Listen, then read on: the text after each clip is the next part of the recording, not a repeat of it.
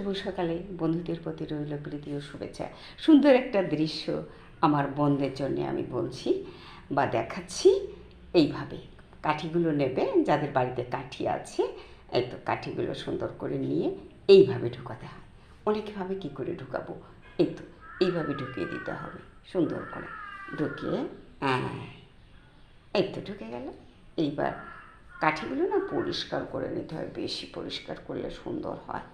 অনেকে করে, অনেকে পারে না, তাড়াহুড়ো করে। তো এই তো এবার গেল, ওটা ঢুকে গেল।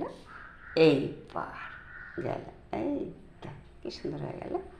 তারপরে দ্বিতীয়বারে কী ঢুকাতে হবে সেটাই দেখো। দ্বিতীয়বারে এটা, এইটা ভিতরে সুন্দর করে ঢুকিয়ে দাও। দেওয়ার পরে এই যে হয়ে গেল। ঠিক আছে, এইভাবে দিতে হবে।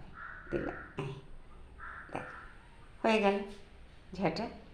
আর কি, আমাদেরই তো কাজে লাগে।